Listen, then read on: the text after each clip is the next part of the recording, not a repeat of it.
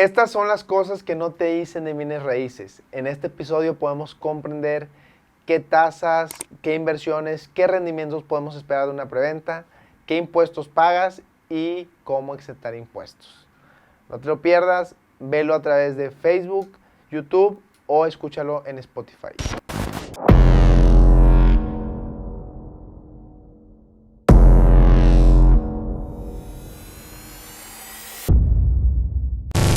Ok, les damos la bienvenida nuevamente a este nuevo episodio de Bienes Raíces con Alejandro Valderrama en su podcast inmobiliario. Nos da mucho gusto tenerlos nuevamente aquí con nosotros para que sigan tomando información de temas inmobiliarios relacionados a temas comerciales, rendimientos, inversiones, entre otras muchas otras cosas. Y el día de hoy tenemos un tema que va enfocado a las cosas que no te dicen de los bienes raíces, ¿sí? ¿Por qué? Porque comercialmente siempre la gente te va a decir, o el vendedor o el proyecto, las cosas bonitas y lo que quieres oír, ¿sí? Pero en otras, ahora sí que desde otro punto de vista, estas son las cosas que no te dicen, ¿sí? Y vamos a tomar algunos temas generales, algunos temas distintos, ¿sí? Vamos a tomar 6 puntos importantes que pues la gente no te dice cuando hablamos de bienes raíces. Y el punto número 1 que vamos a tocar son las tasas bancarias versus los rendimientos. ¿Qué pasa?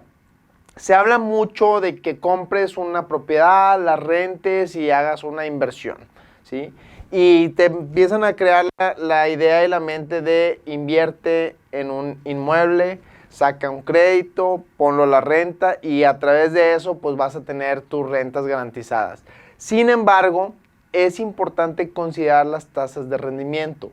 ¿Por qué? Sucede lo siguiente, que una tasa bancaria hoy en día, ¿sí?, tiene pues ahora sí un interés anual que puede variar. Uno de ellos pues puede ser la economía mundial, o no sé, ahorita que estamos pasando la época del COVID, entre muchas otras razones. Puede variar la tasa hipotecaria de un crédito entre un 10 y un 14%, ¿sí? Esto depende de la institución. Hay instituciones que son un poquito más económicas, hay instituciones que son un poquito más caras.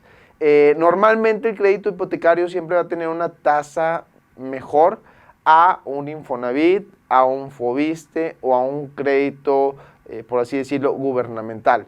Que aunque son montos más bajos en las mensualidades, ¿sí?, por lo general sus tasas son más elevadas. Sin embargo, ellos amortizan a 15, 20 años. Por eso a veces puede sonar que es un poquito menos lo que pagas, aunque en realidad es más lo que terminan o lo que ellos te cobran. Y bueno, si consideramos que un crédito hipotecario ronda un 10%, ¿sí?, promedio, y tú compras ese inmueble, entonces del monto que tú solicitaste, que normalmente un banco te va a prestar hasta el 90% ahora sí que del costo de la propiedad, y tú tendrás que aportar al menos ese 10%.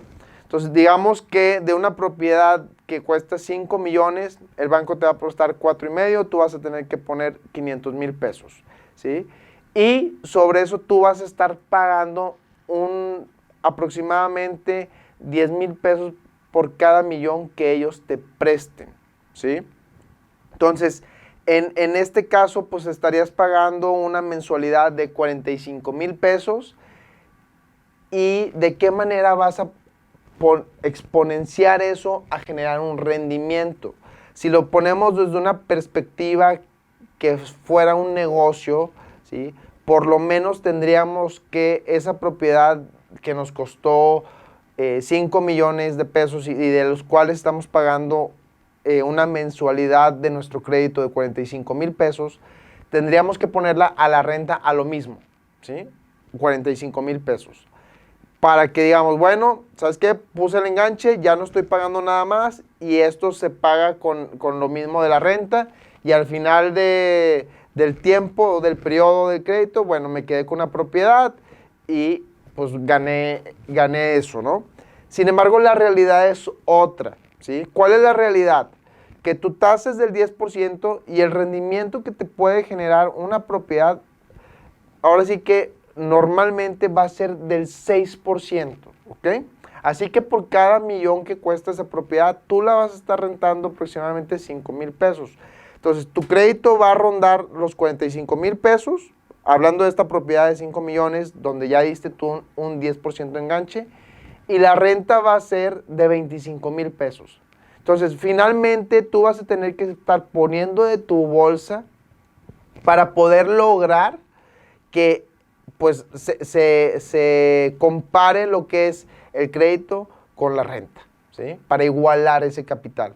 Y no es realmente un activo porque va a sacar dinero de tu bolsa durante 10, 15, 20 años, que sea el plazo que hayas fijado de la hipoteca. Entonces, esto es una parte importante que es de considerar. Ahora, no todo es así, ¿ok?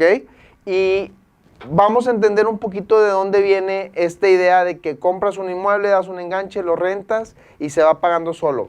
Esta idea viene de muchos autores de Estados Unidos. ¿Por qué? Porque las hipotecas en Estados Unidos, pues no sé, van a variar un interés puede ser del 2, 3, 4%. Y entonces, pues, oye, tú la estás rentando al 6, 7, 8 inclusive, pues claro que hay un negocio ahí. Pero en México, ¿sí? Tropicalizando esa idea, no es igual de rentable. Entonces, ese es el punto número 1 que quiero compartir, que las tasas, ¿sí? Hipotecarias, bancarias versus el rendimiento no dan para que hagamos un negocio. Habrá sus excepciones donde probablemente podamos igualar lo que va a ser la hipoteca a la renta, pero son casos muy específicos y aislados. Punto número 1. Ahora, vamos al punto número 2 y quiero tocar este punto porque hoy en día que vemos muchos desarrollos, tanto en Monterrey, Tulum, Playa del Carmen, Mérida, San Miguel de Allende, ¿sí? Vemos que te ofrecen rendimientos sumamente atractivos o muy interesantes. No sé, de repente yo he visto publicidades que te manejan 20, 30, 40% de rendimientos, ¿no? Ahora, hay que entender que muchas veces este tipo de rendimientos que te manejan te lo transmiten que es un rendimiento por proyecto, ¿sí? Y un proyecto puede durar 2, 3, inclusive hasta 4 años si se llega a retrasar. Y si a lo mejor la promesa era de tener un rendimiento del 30%, si eso tú lo desglosas en 3 años que puede durar un proyecto, pues realmente tuviste un rendimiento de plusvalía de un 10%, ¿sí? Entonces, todo va en relación al tiempo, ¿sí? Y la plusvalía, que nuevamente quiero recordarte que la plusvalía influye en muchos factores, como puede ser la zona, no sé, actualmente los materiales han subido, entonces también eso genera plusvalía a las propiedades, porque no es lo mismo construir ahorita que hace 2 años, entonces eso también genera una plusvalía, no sé, el entorno, entre muchas otras factores que pueden suceder que aumente el precio. Entonces, realmente la plusvalía se puede entender como algo especulativo, no hay una fórmula, no hay algo determinado. Pero es muy importante que entendamos o visualicemos una plusvalía de manera anualizada, ¿sí? Esto también depende de la etapa en el proyecto en el que compras y no creer cualquier idea que te digan de repente, oye, no, es que te va a dar un 30%. Ok, un 30% ¿en cuánto tiempo? Esa es una pregunta importante que hay que hacernos cuando estemos hablando dentro de los proyectos de ese tipo de plusvalías. Y analicemos cómo ha estado o cómo han estado otros proyectos, si ya los hay en la zona, cómo han crecido sus precios, cómo empezaron, en cuánto andan actualmente. Y eso nos va a dar un referente más claro, ¿sí? De que si es una buena inversión o no lo es. Ahora, cuando tú escuches una plusvalía que a lo mejor te digan o te prometan que va a ser un 20-30% anual, no sé, yo dudaría, ¿sí? No sé, inclusive si me dicen un 40%, no, ya en base a la experiencia y la trayectoria, a veces cuando escuchas cosas demasiado buenas, se pudiese decir o se pudiese entender que inclusive puede ser un fraude, ¿sí? Ten alerta cuando escuches números muy altos. Puede ser una oportunidad, pero yo siento que más está inclinada hacia un fraude. Entonces hay que tener cuidado en ese tipo de especulaciones.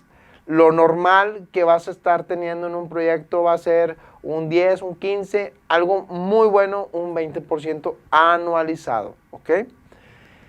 Ahora continuamos con el punto número 3. Hay gente que llega al mundo inmobiliario como asesor o a trabajar, ¿sí? A comercializar propiedades. Y hay factores que determinan pues, el éxito y el fracaso, ¿no? Uno de esos factores que yo puedo identificar, yo lo veo de la siguiente manera.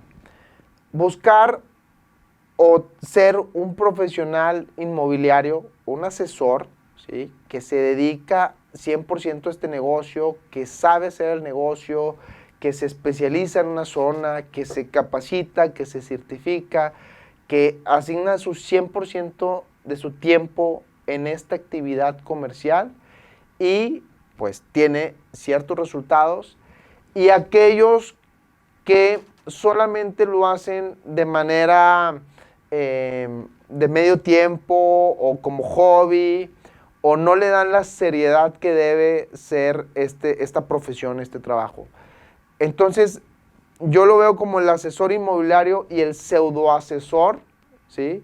Porque pues prácticamente va solamente sobre el dinero, quiere tener, no sé, ganancias a corto plazo, sin visualizar una trayectoria, una reputación, una carrera en este negocio. Simplemente está aquí para cazar oportunidades, estar un tiempo, va a estar de pasada. Si algo sale mal, pues probablemente se va a dedicar a alguna otra cosa, a diferencia de un asesor que ve una carrera, una profesión. Entonces, cuando entremos al mundo inmobiliario, hay que visualizarnos realmente como un asesor para que nos vaya bien. A veces te invitan y te pueden decir, oye, te va a ir muy bien dedicando poco tiempo, no te preocupes, lo haces en tus ratos libres, ahora sí que va a ser muy fácil, etcétera. La realidad es que no. Esto es una profesión, conlleva su tiempo. Si alguien te dice eso, créele la mitad, y probablemente te lo dice porque a lo mejor así lo hace, y pues revisa qué tan bien le va a esa persona, ¿no? Pero si quieres que realmente te vaya bien en este negocio, dedícate 100%, enfócate y especialízate, ¿sí? Ahora, vamos al punto número 4. A veces nos hemos topado, o yo me topo, cuando hacemos estimaciones de valor o evaluamos los costos de una propiedad o los precios de una propiedad, que llegamos con los propietarios y ellos quieren vender al valor del vecino, ¿sí? O se ponen a investigar en cuánto vendió el vecino o las casas de alrededor, se ponen a hacer sus llamadas y ellos empiezan a sacar sus ideas y sus números, y llegamos con ellos y nos dicen, oye, ¿sabes qué, Alex? Quiero vender en 15 millones. ¿Ok? Yo pues los escucho y ¿por qué quieres vender esa cantidad? No, porque el vecino, porque hablé, porque a la vuelta, o sea, empiezan a sacar ese tipo de razonamientos que son válidos. Sin embargo, hay una idea o un principio importante que a veces desconocen o simplemente no lo tienen presente, ¿sí? Y eso es que las propiedades, ¿sí? Si bien la tierra por lo general siempre aumenta de valor, la construcción se va depreciando a través del tiempo, ¿sí? Y eso es un factor importante que debemos de valorar porque a través de los años, pues no sé, una construcción que a lo mejor se realizó en el 2010, si la evaluamos ahorita contra una construcción del 2021, el tipo de acabados, el tiempo, aunque tenga un mantenimiento, pues hay un deterioro. Y todo ese tipo de factores hacen que la construcción, ojo, no el terreno, tenga una depreciación. Entonces, si mi vecino a lo mejor tiene una casa con los mismos metros de terreno, con los mismos metros de construcción, pero las condiciones son diferentes, no pueden costar lo mismo, ¿ok? Una casa nueva versus una casa usada de algunos años, va a haber diferencia. Así como hay diferencia entre un tipo de materiales o acabados, los años también marcan un factor en el valor. Y probablemente van a andar o van a rondar, pero no nos podemos comparar. Si el señor o el vecino o la persona que estamos conociendo quiere vender su casa en 15 millones porque el vecino así la vendió, pero la casa del vecino es nueva, probablemente esa casa que estamos ahorita captando o tratando de vender y generando esta estimación de valor, no va a tener el precio o el mismo precio que la de al lado que es nueva. Entonces consideremos y aprendamos que las cosas o las propiedades, en este caso la construcción, va teniendo una depreciación, ¿sí? Aunque el terreno sube, y bueno, pues ahí nos ayuda siempre a ir ganando en una propiedad, ¿ok? Importante considerar. Ahora, vamos hacia el punto número 5, ¿sí? Y este punto número 5 va muy enfocado a algo que probablemente podamos conocer, sin embargo, pues no es común, si no estamos muy relacionados en el tema inmobiliario, tenerlo muy claro, ¿sí? Y vamos a hablar de los impuestos. ¿Qué pasa con los impuestos cuando yo vendo, cuando yo compro una propiedad? Pues bueno, hay que pagar. ¿Qué pago y cuánto pago? Bueno, vamos a hablar un poquito. Si tú estás vendiendo tu propiedad, seguramente vas a tener que pagar un ISR, ¿sí?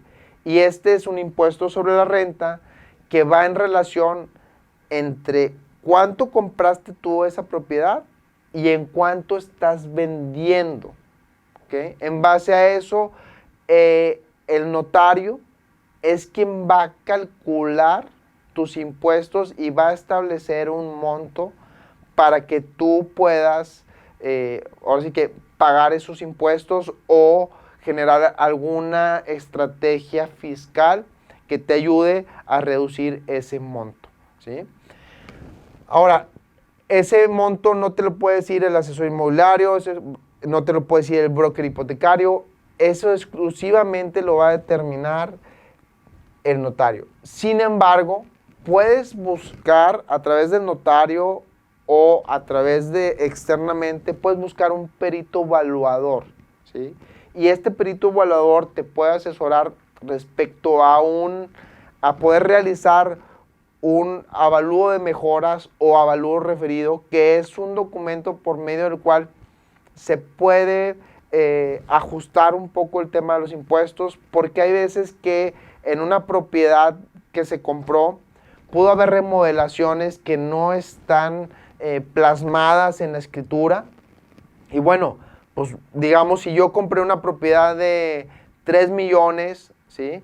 Y a esa propiedad yo la remodelé y le puse 1 millón más y la estoy vendiendo en 5 millones, bueno, esa propiedad, ¿qué sucede?